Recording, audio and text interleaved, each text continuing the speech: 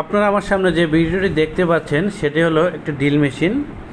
এটা আসলে ওয়াল mountain light shade fitting করবো আজকে। এখন ইন্ডাস্ট্রিয়ালের এটা লাইট শেডের ইনক্লুজার লাইট শেড হিসেবে চিহ্নিত করা হয়েছে।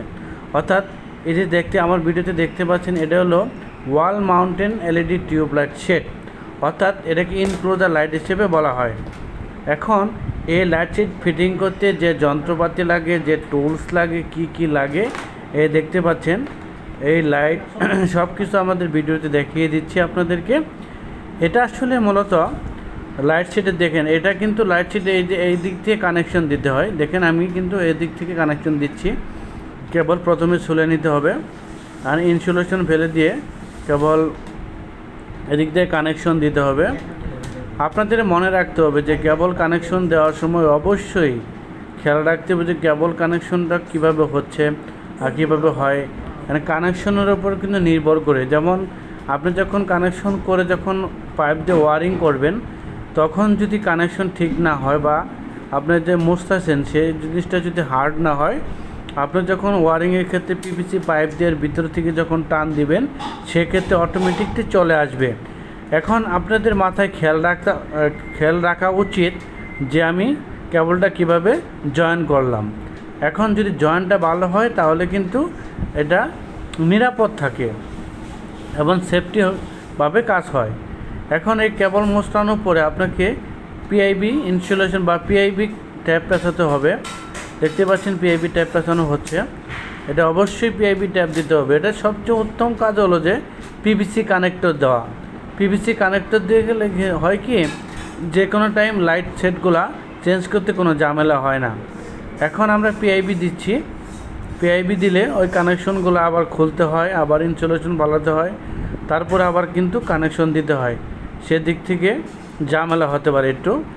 এখন দেখছেন জয়েন দেওয়ার পরে অবশ্যই পিভিসি মারতে হবে। পিআইবি পিভিসি অবশ্যই থাকতে হবে 100%।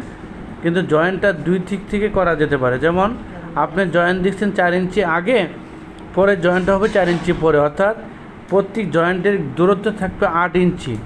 8 ইঞ্চির দূরত্ব যদি থাকে সেক্ষেত্রে আপনাকে কেবল দুইটা জয়েন্টের সেফটিটা থাকবে। এখন আপনাকে দেখেন আমি লাইট শেডটা ফিটিং করতেছি। এখন লাইট শেড ফিটিং করার জন্য একটা অরিজিনালি মাপ লাগবে, যে মাপটা আমি দিচ্ছি। দেখেন আমার টেকনিশিয়ান কিন্তু মাপ দিচ্ছে। এখন এই যে ক্যালামটা আছে, ক্যালামটাকে আমি দাগিয়ে নিচ্ছি, অর্থাৎ মার্কার পেন দিয়ে দাগিয়ে নিতে হবে যে কোথায় আমি ডিলটা করব, কোথায় ডিলটা করলে আমার যে ক্যালামটা ফিটিং হবে সুন্দরভাবে। দেখতে পাচ্ছেন আপনারা যে ডিলটা করে নিলাম। এখন ডিলের কাজ চলতেছে।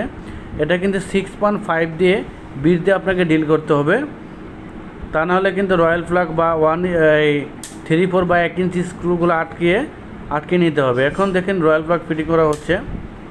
এটা রয়্যাল প্লাগ, একে দেখুন সুন্দরভাবে ফিটিং করা হয়ে গেছে। এটা রয়্যাল প্লাগ ফিটিং হচ্ছে। এখন কিন্তু আমাদের লাইট শেডের যে ক্যালামটা আছে ক্লামটা ফিটিং করতে হবে। এই দেখতে পাচ্ছেন এইটা হলো লাইট শেড ক্যালাম, অর্থাৎ এই শেডের সাথে যে ক্যালামটা দিয়েছে ফিটিং করার জন্য এটা হলো সেই ক্যালাম।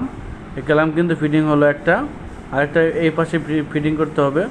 আপনাকে লাইট কিন্তু দুইটাই ক্যালাম ফিটিং করা যায়, অর্থাৎ একটা ক্যালামে দুইটা করে স্ক্রু ফিটিং করা যায়।